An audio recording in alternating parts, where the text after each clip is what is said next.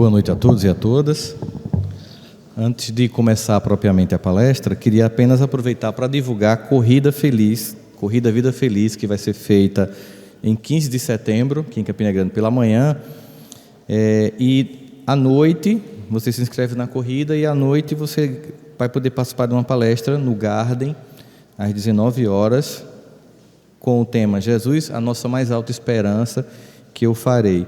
Essa corrida está sendo realizada por um grupo de mães que tem em Campina Grande, que eu não esqueci agora como é o nome do grupo mesmo, Érico, é Mães... Pronto, Mães Consolando e Abraçando Corações, não é isso, Márcia? Exatamente, mães e pais que perderam filhos, e é uma forma da gente trabalhar a ideia da esperança, que é o tema de hoje. O tema de hoje, eu vou dizer o título para vocês: o ibope do mal e a não divulgação do bem.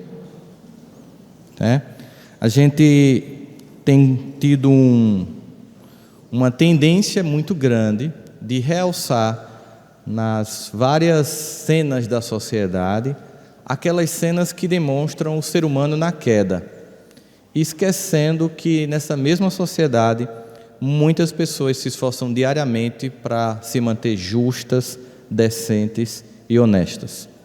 Isso faz com que nós comecemos a criar um clima psicológico coletivo de infelicidade, desesperança e desagregação, ao mesmo tempo que a gente começa a perceber que as mentes mais frágeis começam a usar como justificativas coisas que não são motivos para cometer o que a gente viu, especialmente nos últimos 4 dias, que são os 2 eventos que eu vou utilizar de forma didática para que a gente possa, à luz do Evangelho de Jesus, analisar como a sociedade humana tem reagido ao que aconteceu no Brasil, em Suzano, e ontem na Nova Zelândia, com aqueles atentados. Atentado que deve ter chocado mais ainda, porque no nosso inconsciente coletivo, geralmente somos os ocidentais cristãos que somos vítimas de atentados dos muçulmanos. Mas, na verdade, aí está meu amigo Otávio, que está aqui e sabe muito bem disso, nós é que começamos essa história na Idade Média, matando muito muçulmano para retomar a terra prometida. E criamos um psiquismo coletivo muito pesado que hoje está reverberando na nossa sociedade. Mas vamos tentar aqui, de forma muito tranquila, de forma muito serena, como a doutrina espírita nos propõe, analisando a perspectiva do Evangelho, de como é que a gente pode lidar com essas situações, o que a gente aprende com tudo isso e qual deve ser nossa postura, e especialmente como, a partir do que aconteceu, cuidar dos nossos, para que isso não se repita na nossa vida e na nossa família. Vou começar aqui com uma provocação que Kardec faz em O Livro dos Espíritos, numa pergunta muito conhecida de nós, e ela está no capítulo 1, e o subtítulo é Felicidade e Infelicidade Relativa. E a pergunta 932 diz: por que no mundo, tão frequentemente, a influência dos maus sobrepuja a influência dos bons? Ele chega assim, eu devo conhecer muita gente, como todos vocês conhecem, a gente conhece gente que é ruim e conhece gente que é boa. E aí a gente vai fazer uma contabilidade aqui, certo? Vocês vão tentar contar mentalmente. Eu gosto de fazer essa conta para poder a gente entender o impacto dessa pergunta. Quantas pessoas você acha que é, assim, chata até muito ruim? Tenta contar na tua cabeça de quem você conhece, gente que é meio chata até muito, muito ruim, tipo, por que tu veio, né? Tenta contar na tua cabeça.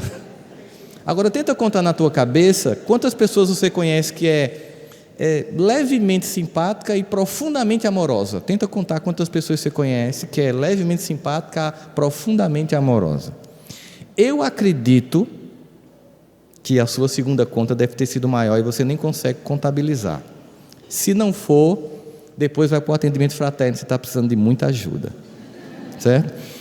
Aí você se pergunta, então eu conheço mais gente que está entre levemente simpática e profundamente amorosa, a pessoas mais ou menos chatas a profundamente odientas. A minha conta das pessoas boas é maior do que as pessoas más. Não é isso? Mais ou menos a conta. Aí ele vai assim, e por que comumente a gente vê que os maus influenciam mais do que os bons? Por que acontece isso? Qual é o critério que é usado para eles terem mais força? E a resposta, ela é uma resposta impactante, porque Primeiro, a resposta não dá conta do poder do mal, mas da fraqueza dos bons. E isso fica para a gente, ó. É uma resposta que nos conclama a sairmos de uma posição de passividade para uma posição de atividade diante do Evangelho do Cristo. Por que que os maus frequentemente sobrepujam os bons, influenciando o mundo? Aí, por fraqueza dos bons. Por fraqueza dos bons. Os maus, eles são intrigantes e audaciosos. A gente viu nessas duas cenas audácia clara, inclusive usando os recursos de transmissão de live, como aconteceu na Nova Zelândia. Ou seja, existe uma audácia, existe obviamente uma reavaliação que a gente tem que fazer no mundo sobre mídias, redes sociais e tudo isso, sem sobre dúvidas. Mas vamos lá. Os bons têm fraqueza e os maus são intrigantes e audaciosos, e os bons são tímidos. Não tá? Alguém já fez uma live aqui divulgando o Evangelho? Né? Live divulgando coisa boa.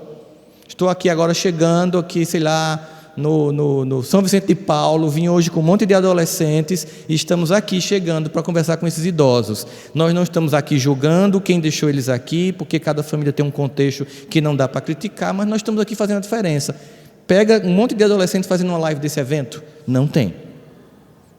E entende? Isso exige um esforço muito grande, existe uma mudança de caráter muito grande, exige uma mudança de atitude muito grande? Não. Exige que a gente apenas seja tão audacioso quanto o mal. Use os mesmos instrumentos de forma positiva. E aí eles ainda dizem assim, quando estes quiserem, ou seja, quando os bons quiserem, no momento que a gente decidir, preponderaremos. Essa resposta aqui dá para você passar a noite inteira aqui em cima dela, né?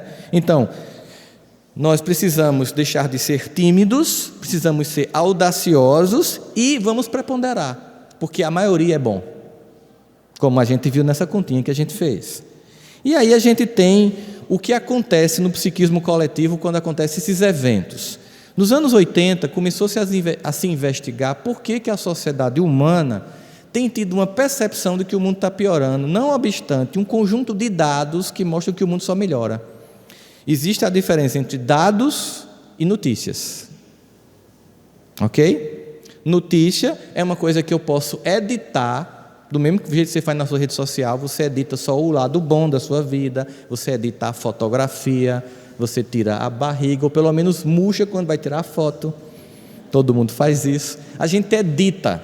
Agora, os dados, eles são concretos. Você vai para um médico, você pode murchar a barriga, mas ele solta que eu vou medir a sua circunferência. Aqui não tem foto, não. Porque ali é dado. Então, a sociedade humana tem dados que são coletados por pesquisadores de universidades e centros de pesquisa de ciência no mundo inteiro e que mostram esses dados que a sociedade está avançando. Mas as notícias não tratam disso. E eles descobriram uma coisa, chamaram esse fenômeno na sociologia de efeito breaking news, que é notícia urgente, notícia agora. Você liga na sua TV e nós tivemos esse primeiro evento que foi muito claro para a gente, foi a transmissão ao vivo dos atentados do World Trade Center. Inclusive porque o segundo avião que se chocou estava sendo transmitido ao vivo. Inclusive eu estava vendo, minha mãe me acordou para assistir e eu achei que era uma reprise. Ela disse, não, mas não é reprise não, porque não filmaram o primeiro.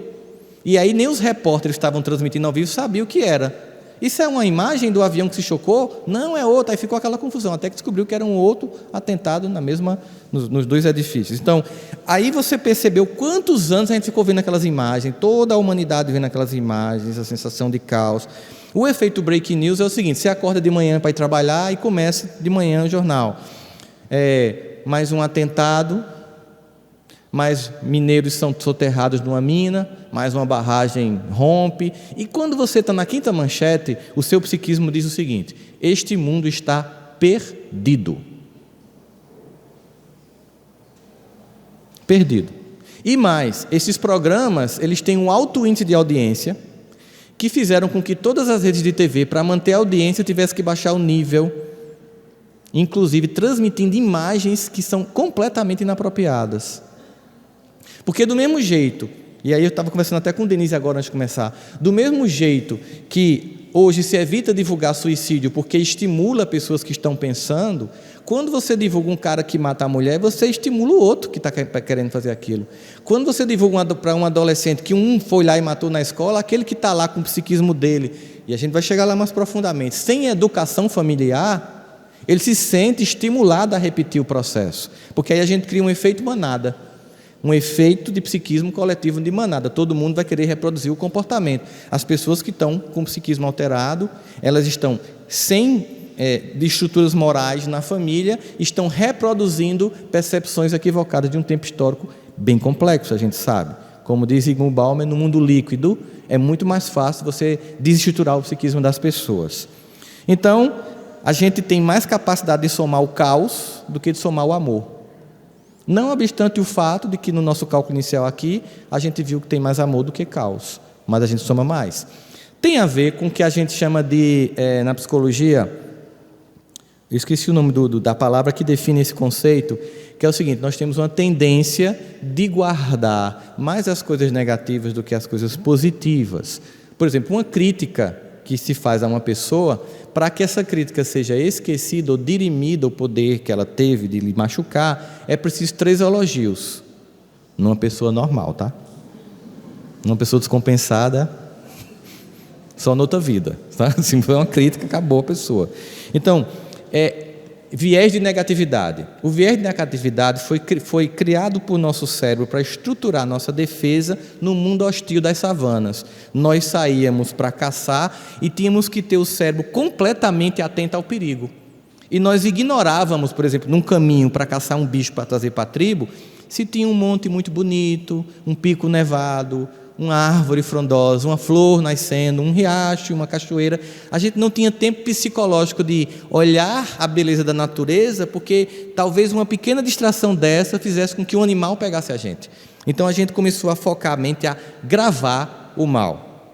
E só, você vai trabalhar segunda-feira, tem 50 pessoas onde você trabalha, você gosta de 40, não vai com a cara de 5 e odeia 2. De quem você está pensando, com quem você está na cabeça no domingo de noite? Nas 2 que você não gosta. Tem 40 que você gosta, mas você está selecionando que, poxa, amanhã eu vou ter que ver aquela peste. Meu Deus, me ajude. A gente tem uma tendência. Então, eu estou aqui apenas fazendo um elenco de tendências cognitivas de dar ibope ao mal, efeito manada, efeito breaking news, reprodução de conteúdo, necessidade dos meios de comunicação de massa de ibope, que quem dá é quem liga a TV, que é muito fácil de dizer, eles nos manipulam. Não estou dizendo que não há equívocos que têm que ser corrigidos, existe sim, mas a determinação de liga-desliga continua sendo na mão de quem está com o controle remoto na casa. É isso. Vamos lá. Emmanuel, ele nos diz uma coisa, e André Luiz também nos diz. André Luiz nos diz: o mal não merece comentário em tempo algum. O grupo, esqueci o nome do grupo aqui, que é os grupos de música espírita de Campina Grande. Tem o Semiarte e o Toque de Luz. O Toque de Luz, ele musicou esse pequeno poema de Emmanuel. Impressões negativas, não precisa dizê-las. Anotando os defeitos, procures a qualidade. Imagine isso num casamento. Já resolve metade dos problemas e economiza em terapia. Ou seja, não preciso comentar o mal, é defeito do outro, mas eu vou procurar as qualidades. Imagine isso na sociedade. E aí ele diz mais uma coisa, o que é mais interessante. Com motivos de queixa, não reclames, esperas, porque críticas sem proveito destacam o seu perfil. Por quê? Porque encontramos nos outros o que temos em nós, só vemos o que temos, isso é da lei de Deus. Então, no momento em que eu estou deixando a minha lama psíquica de um monte de experiências transatas do passado, da importância a eventos como esse, eu estou meio que dizendo o que eu estou querendo enxergar no mundo, é a seleção que eu estou fazendo do mundo. E essa é uma seleção que eu posso melhorar. Que tipo de vídeo eu estou reproduzindo na minha rede WhatsApp? Das cenas?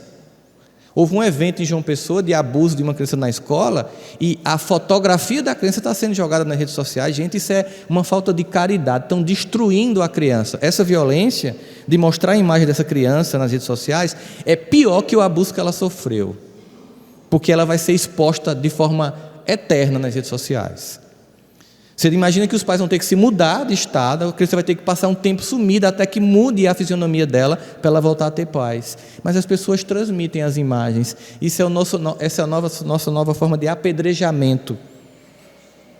A gente não usa mais as pedras como na mulher adulta, a gente usa uma pedra muito mais potente, que atinge muito mais vilmente as pessoas, que são as transmissões, porque assim, nas redes sociais a gente ainda consegue ser politicamente correto. Mas nos grupos de WhatsApp, a gente mostra o nosso verdadeiro conteúdo. Diz, inclusive, que agora, para entrar no paraíso, uma das seleções nós vamos projetar no Data Show aqui o seu grupo de WhatsApp. Se você passar aqui nessa projeção, você entra. Precisamos ter a delicadeza e a ética de saber o que se propagar. E o objetivo é propagar o bem e não o mal. E aí, vamos lá. É muito fácil, é muito cômodo dizer que a culpa é de um jogo violento.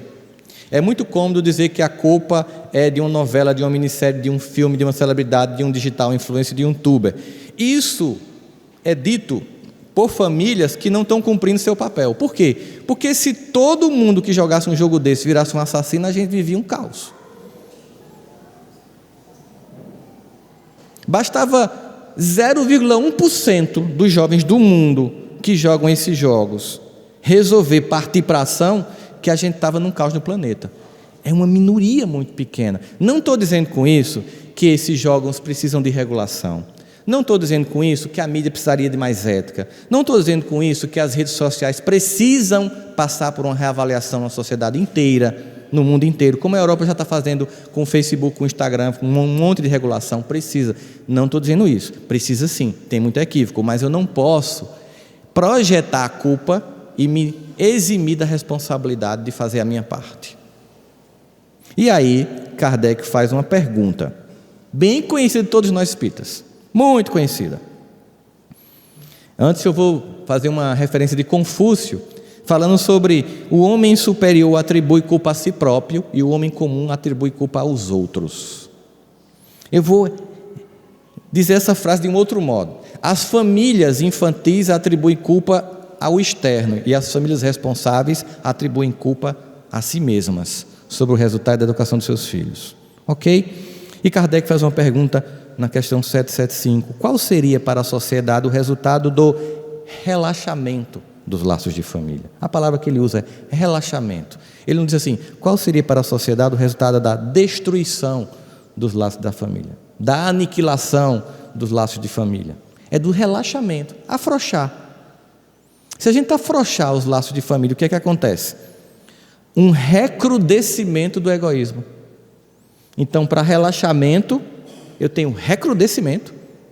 Eu não falei destruição, eu falei relaxamento, afrouxamento, recrudescimento, ampliação em caráter epidêmico do egoísmo. O que aconteceria era isso. Ele fez essa pergunta na metade do século XIX. Vocês imaginam como era uma família no século XIX? Era punk. Não tinha o que a gente vê hoje. Era mais ou menos, o que vai acontecer se isso acontecer? Não estava acontecendo. E se acontecer? Vai haver uma ampliação de caráter epidêmico do egoísmo na humanidade. Aí vamos lá. Ok, e como é que eu faço para evitar isso? Em que momento esse espírito que chega na minha casa precisa receber de mim um conjunto de... Vamos deixar mais didático. Eu acabei de encarnar um smartphone.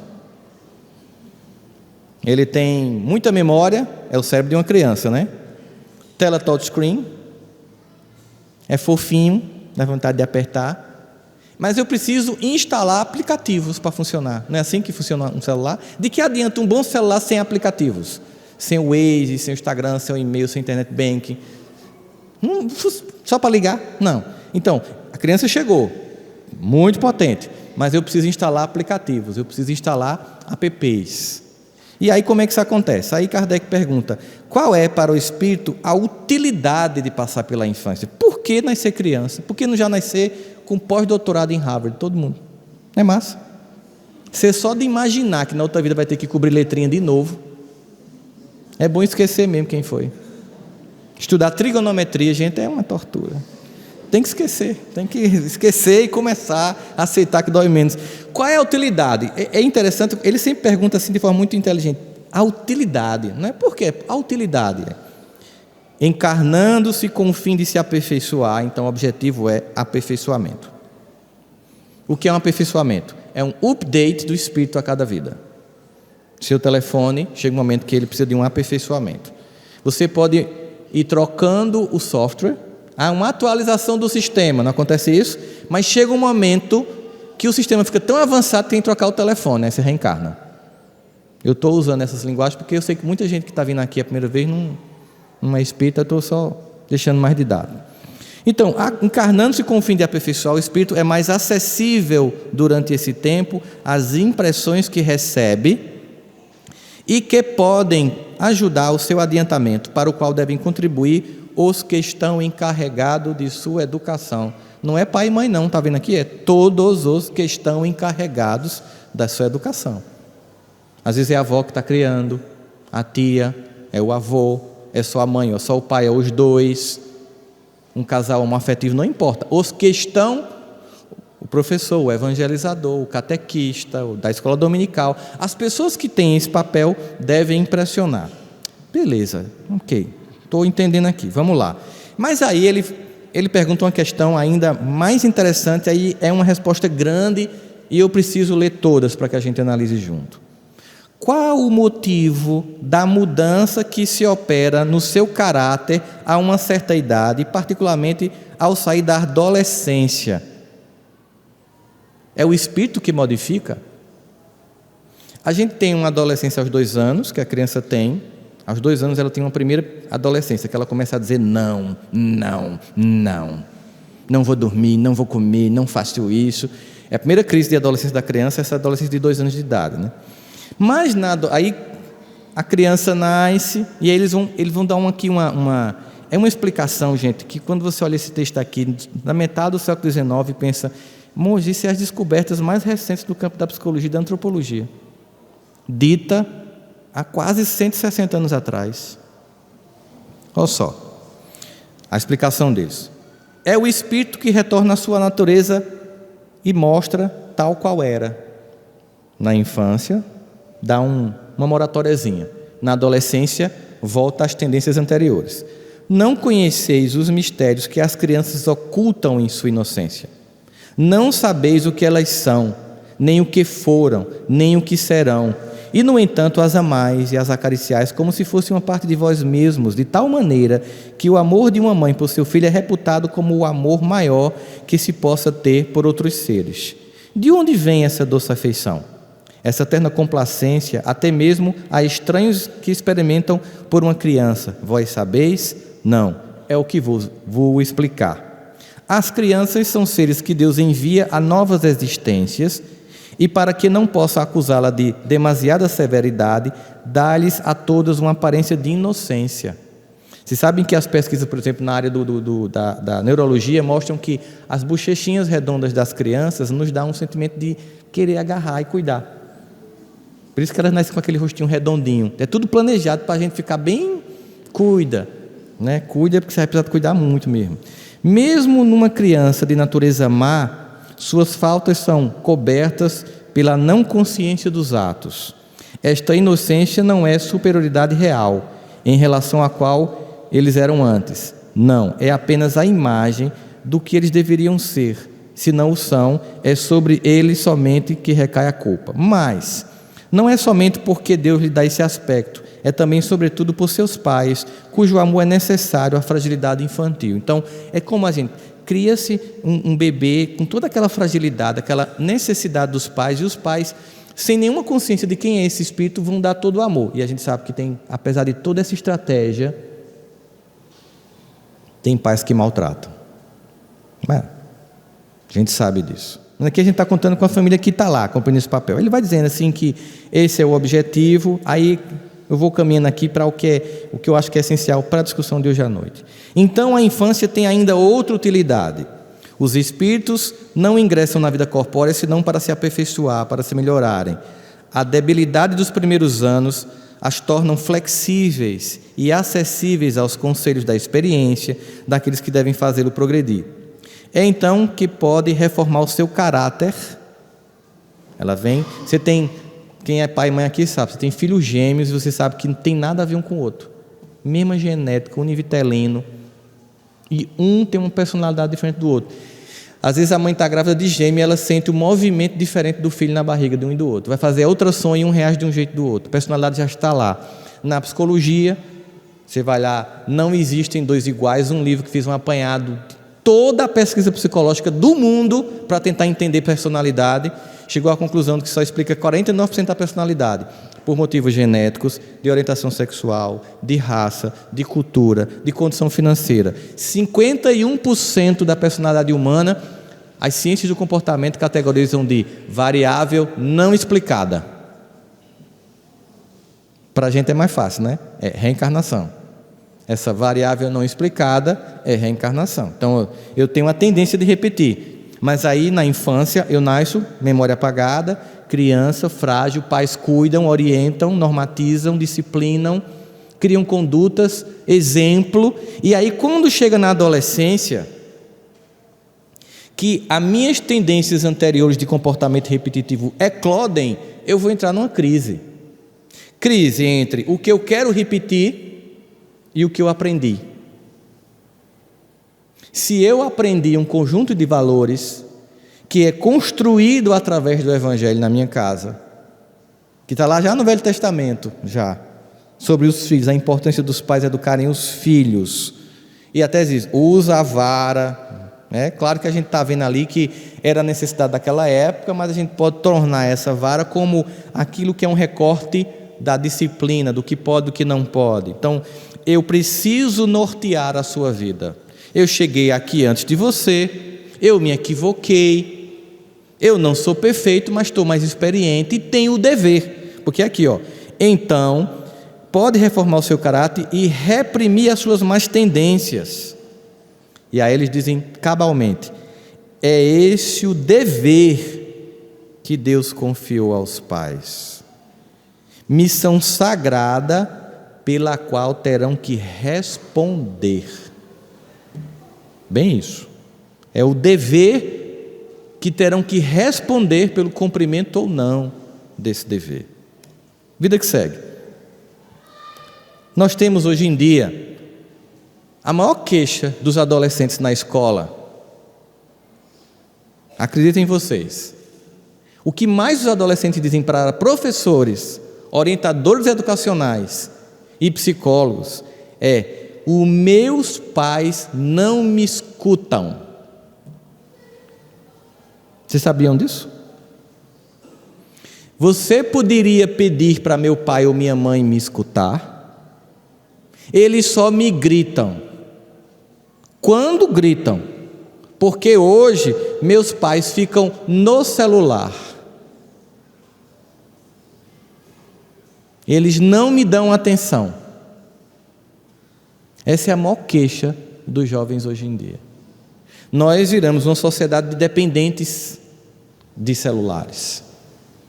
Há estudos, muitos estudos mostrando como está tendo quedas cognitivas, inclusive com escaneamento de imagem, mostrando que há realmente déficit que já está sendo mostrado no cérebro das pessoas. Um uso de mais de 30 minutos já gera transtorno neurológico. Neurológico, não é nem psicológico. Eu sei que todo mundo aqui já está arrasado. Esse estudo eu peguei hoje com o doutor Nelis Menegues. Eu fui fazer uma consulta lá, ela conversando, olha esse estudo aqui, poxa vida. Caos, eu faço questão de citar para vocês. Espera aí, deixa eu pegar. Foi divulgado esse estudo recentemente. Vou só colocar aqui só alguns trechos para vocês terem uma ideia de como é que é. Vocês terem uma ideia de como é que está. pegar aqui. O uso constante da tela provoca atrofia no córtex cerebral, com diminuição de receptividade de informações sensoriais, visão, tato, olfato, audição, pois acabam estimulando menos durante o uso da tela do que outras atividades. Há sinais de aumento importante na velocidade da maturação do cérebro relacionada ao uso do celular, ou seja, um aceleramento do processo de envelhecimento neurológico. Ok? Durante o uso de mídias sociais, há evidências fortes de que a liberação de dopamina, que é um neurotransmissor relacionado ao vício. No ano passado, vários membros das empresas de tecnologias denunciaram que eles são feitos para gerar severa dependência psicológica. Diminui o desempenho em teste de linguagem e matemática. Crianças que aprendem a jogar Minecraft e montam blocos lógicos lá, quando vão para os blocos lógicos reais, não conseguem ter a mesma habilidade. Não, eles aprendem lá e ajuda para a vida. Não funciona. Existe uma correlação, que há uma queda na frequência de estudos de aprendizado. O QI médio da humanidade, de 2016 para cá, começou a declinar. Pela primeira vez na história. Ano após ano está declinando. Estamos ficando estúpidos. Nós estamos passando horas. Mas isso é o menor prejuízo. O maior prejuízo é desconexão afetiva nas famílias. As pessoas estão desconectadas. É mais fácil ficar vendo uma piada de um amigo no grupo do WhatsApp do que suportar o filho pedindo para você fazer exercício para ele. É mais fácil ficar curtindo foto no Instagram do que ficar vendo a realidade da família. A gente está fugindo da realidade, a gente ficou dependente de virtualidade, fuga do real. Um empobrecimento total. Aí ok, beleza, então vivemos uma atmosfera de vício. Percebem isso? Estou trazendo o lugar da responsabilidade. Questão 645. Quando o homem está mergulhado na atmosfera do vício, o mais não se torna para ele um arrastamento quase irresistível? Os espíritos respondem: irresistível arrastamento, sim. Irresistível, não. Porque tem gente que está conseguindo não ficar dependente. Tem gente que está começando a entender e está fazendo opções, né? Aí veja só, quando a gente pensa nos vícios, a gente pensa sempre que eles são um arrastamento mesmo, assim, não tem como evitar. Se descobriu que as primeiras pesquisas sobre dependência química de cocaína, por exemplo, foi feito com ratos em caixas em que tinha água e água com cocaína. E todos os ratos em todas as universidades do mundo ficaram viciados em cocaína. Todos. Não voltaram a beber água sem cocaína. Aí um psicólogo americano chamado Bruce Alexander, da Universidade Simon Fraser, ele achou estranho. Ele pensou assim: se eu fosse um rato e tivesse numa caixa de ferro com água e cocaína, eu também cheirava cocaína. Não tinha nada para fazer. Ou seja, uma caixa fechada, cocaína e água, eu também ia cheirar cocaína para fugir daquele ambiente fechado. Então ele fez uma opção, ele mudou os parâmetros da pesquisa. Ele criou o famoso Parque dos Ratos. Ele pegou uma caixa de mais ou menos 4 metros quadrados, aí colocou lama, pneu, colocou lavagem, colocou outros ratos, colocou água, colocou latas abertas, resto de comida, água e cocaína. O que vocês acham que aconteceu com os ratos? Nenhum deles se viciou em cocaína. E aí ele descobriu a grande questão é que a maior parte das pessoas saem voluntariamente dos vícios. Só quem procura psicólogos e médicos são os viciados que não conseguem. Aí nós temos uma subnotificação de quem consegue, porque não vai procurar a gente.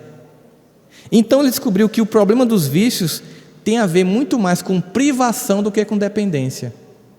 O que gera o vício não é a dependência. O que lhe joga no vício é a privação. Aí você, então eu entendi por que um menino que está numa favela ou numa comunidade desestruturada se vicia. E um jovem de classe média, qual é a privação dele? Afeto. A privação de um jovem de classe média é a privação do afeto e o excesso de coisas. O excesso de coisas gera um sentimento de desimportância, porque quando você dá coisas fácil, ela não tem valor nenhum. Aquilo que é dado constantemente, sem que a pessoa veja um esforço, perde totalmente o valor. E aquilo que é conquistado por um esforço é valorizado. Lembra que eu dei um exemplo aqui, vou voltar a dar exemplo, quando a gente ia gravar uma fita BASF, com as músicas que a gente mais gostava, que a gente passava a tarde inteira esperando a música passar, a ponto de ter uma Lé, não era? E quando finalmente apertava, ainda tinha que rezar para o cara da Campina FM não dizer Campina FM, no meio da música, não era assim? Depois de um mês a gente gravava uma fita, 90 minutos, 45 indo, 45 voltando, era tanto investimento afetivo na fita que quando alguém pedia emprestado a gente ia junto, para garantir que ia trazer de volta, não é não? Foi assim que eu vi a primeira música de Tim Vanessa. Ela fica com ódio quando eu digo isso, porque eu revelo a idade deles. Primeira vez, uma fita cassete. Aí o que é que acontece hoje? Quantas músicas você tem no seu Spotify ou no seu Apple Play? Você já ouviu todas que baixou? Não tem valor. Na vida, tudo que vem fácil não tem valor. Nós temos então uma família de excesso de coisas e pouco afeto. A família do passado tinha muito afeto e falta de todas as coisas. Pode prestar atenção. Quando faltava energia nas nossas casas, lembra? Todo mundo ia para a sala, se acendia uma vela, os pais começavam a contar histórias da família. Também contavam histórias de terror, a botija, com mato florzinha, e vinha todas aquelas histórias terríveis. Você ficava assim, em pânico, pensando como eu vou dormir hoje. E apesar de tudo aquilo, quando a luz chegava, um mantra na família era ecoado na sala. Sabe o que esse A significa? Que pena que nós vamos nos desconectar. O filme O Náufrago mostra um homem em sofrimento psíquico porque fica só e perde referências. Nós precisamos das pessoas, mesmo elas sendo complicadas como elas são, contando com a gente que também faz parte desse elenco de complicados. Nós precisamos da convivência. Nós trocamos famílias com excesso de afeto, ou de presença no mínimo, e poucas coisas, e muitos filhos, por famílias com poucos filhos, muita coisa e privação de afeto. E está dando o que está dando. Um recrudescimento do egoísmo. A conta não está batendo, a infelicidade está geral. Aí as pessoas vão ter que pensar, temos que mudar. As pessoas tinham 14, 20 filhos, 30 filhos. Aí como foi? Tudo homem e mulher de bem, né? Aí esse homem e essa mulher de bem casa, tem um filho e não dá conta. Aí você faz, o que houve? Foi criado por uma pessoa que criou 14 e não consegue criar um, não aprendeu nada. Zerou. A cabeça, não está funcionando. Não consegue educar um filho, tendo sido educado por uma mulher que educou e um homem que educou 14. O que está acontecendo? Aí esse abandono. Aí nós temos gritantemente como a religião ajuda as famílias a educar os filhos. Um conjunto de pesquisas que mostram a importância da vida infantil nas religiões, seja numa escola dominical evangélica, seja no catecismo católico, na evangelização espírita infantil, e o nome das outras eu não sei qual é não, mas deve ter também, obviamente, na infância. Todas as pesquisas mostram, todas, inclusive a pesquisa feita por Harold Koenig, que é psiquiatra da Universidade de Duke, que é a pesquisa básica que todo mundo reproduz, a experiência infantil de crianças na religião com os pais é fator preventivo de vícios de todas as ordens, seja de vícios, de vícios químicos ou morais. É fator preventivo.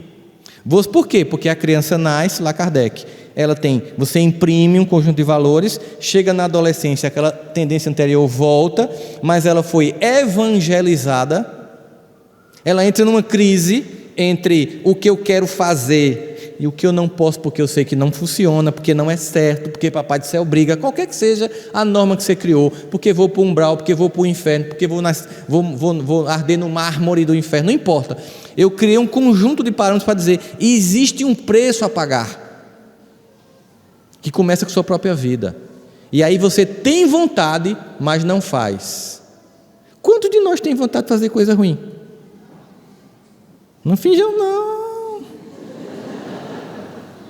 Tem dia que tem gente que perturba a nossa vida, que a gente faz, morre peste. Mas a vontade de que ela morra não nos torna um autor da morte dela. Tipo assim, eu vou matar.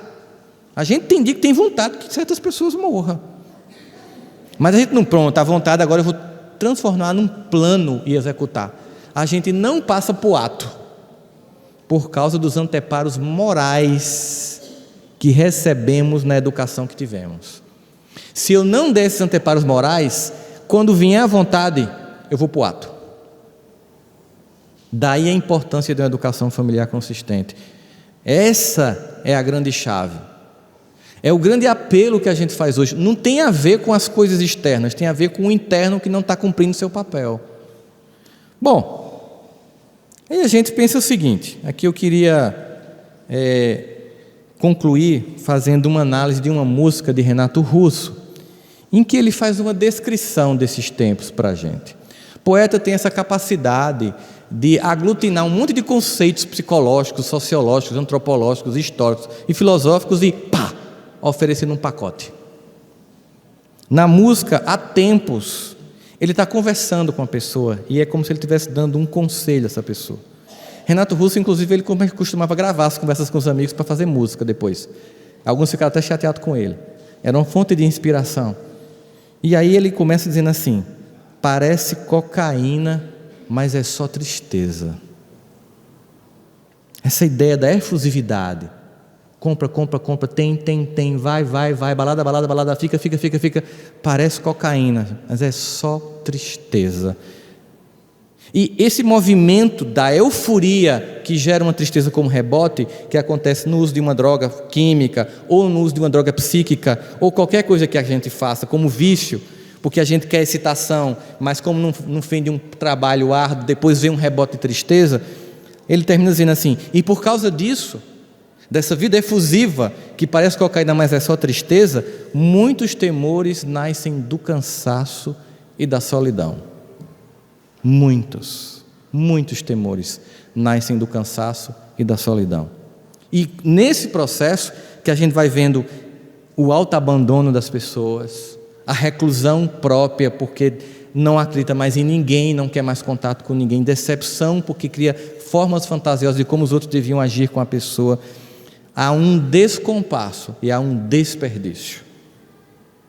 E aí ele dá uma definição que é recente. Foi um artigo que foi publicado ano passado por um psicólogo americano. Aí ele vai definir essa geração, ele disse nos anos 90, gente. Essa geração são herdeiras das virtudes que perderam. O artigo do psicólogo diz o seguinte: a geração atual não é definida pelo que conquistou, mas pelo que perdeu. Perdeu respeito. Perdeu generosidade, perdeu gratidão, ganhou computador, ganhou tênis, ganhou viagens, roupa de marca, mas perdeu virtudes. É uma geração caracterizada muito mais pelo que perdeu do que pelo que ganhou. E ele diz aqui no poema, olha só, nos anos 90, herdeiros somos agora da virtude que perdemos. E aí ele vai dizer para ela, porque ela está se queixando, e é o que os jovens dizem: meus pais não me escutam. Diz assim: tua tristeza é tão exata, eu sei, você consegue definir tão claramente para mim, que sou teu amigo, como está doendo, mas você está tão concentrada nisso que você esqueceu que hoje o dia é tão bonito. E a gente já está acostumado a não ter mais nem isso. Não conseguem. Você vai lá para a rede social daquele jovem, se matou, aí você vai lá, estava tudo lá. Minha vida não tem sentido, não vou fazer falta para ninguém. Não consegue ver o dia, não consegue ver as coisas. Simplesmente estamos acostumados a não termos mais nem isso. Os sonhos vêm e os sonhos vão, porque o resto é imperfeito. Não fica esperando que seja um mundo quimérico, do jeito que você quer para você se sentir feliz. É o mundo que é possível, é o mundo real.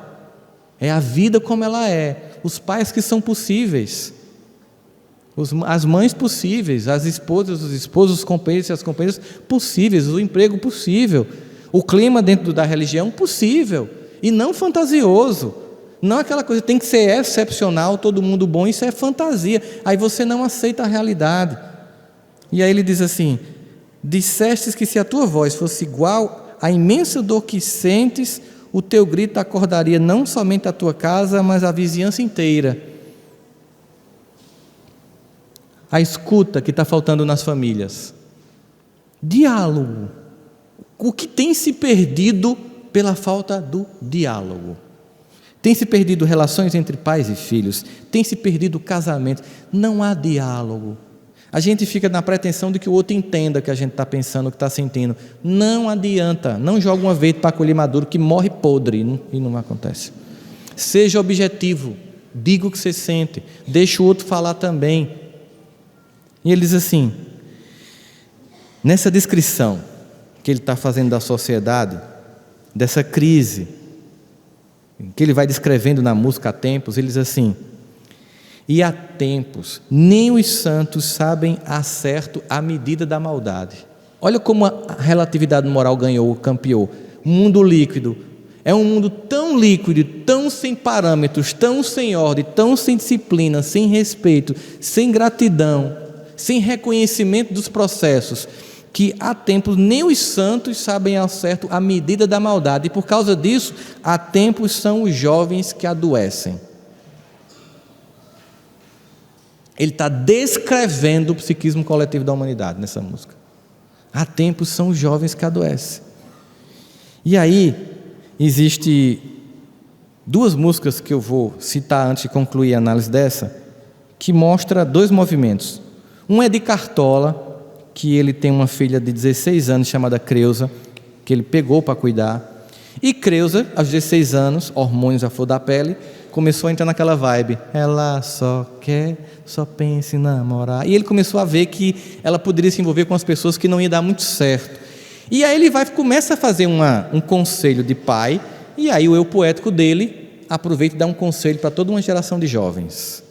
Ele não está falando mais para a filha dele apenas, ou para o filho, ele está falando para os filhos do mundo. E dá um conselho, que porque não foi ouvido por Freddie Mercury, ele compôs Bohemian Rhapsody, a música tema do filme. O que Cartola dá como conselho, e que porque Freddie Mercury não ouviu, compõe uma música que é a resposta a não ter ouvido esse conselho, na minha percepção. Cartola diz: ainda é cedo, amor. Mal começastes a conhecer a vida, já anuncias a hora da partida, sem saber mesmo o rumo que irás tomar. Presta atenção, querida, embora eu saiba que estás resolvida, em cada esquina cai um pouco a tua vida e em pouco tempo não serás mais o que és. Ouça-me bem, amor, preste atenção, o mundo é um moinho, vai triturar teus sonhos tão mesquinhos, vai reduzir as ilusões a pó. Preste atenção, querida, em cada amor tu herdarás só o cinismo, e quando notares, estarás à beira de um abismo, abismo que cavastes com teus pés. Mas a cada conselho ele faz: ainda é cedo, amor, preste atenção, querida, ouça-me bem, amor, preste atenção, querida, sempre de forma carinhosa, dizendo o que está para acontecer. Aí o filho não escuta, e aí Freddie Mercury, naquela época, tem uma cena do filme sintomática, que ele vai chegando num ambiente em que se escurece, em que ele se desconecta do amor da vida dele, se desconecta do último laço de família que ela representa, que é a mulher com quem ele estava vivendo. Não tem a ver com a orientação dele, de jeito nenhum. É a forma como ele foi viver aquilo, não tem a ver com a orientação dele, que fique bem claro. Ele vai para um ambiente e tem um portal que se abre e se escurece no filme, como se fosse, ele agora está entrando num ponto sem retorno. E aí ele pega a AIDS numa época que não tinha cura, na mesma época de Cazuza, psiquismo muito parecido, de Lauro Corona, né? E aí ele diz assim: mamãe, acabei de matar um homem, coloquei uma arma na cabeça dele, puxei o gatilho e agora ele está morto.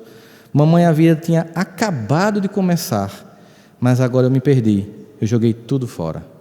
Ô mamãe, não foi minha intenção fazê-la chorar, e se eu não voltar a esta hora da noite, siga em frente, como se nada realmente importasse.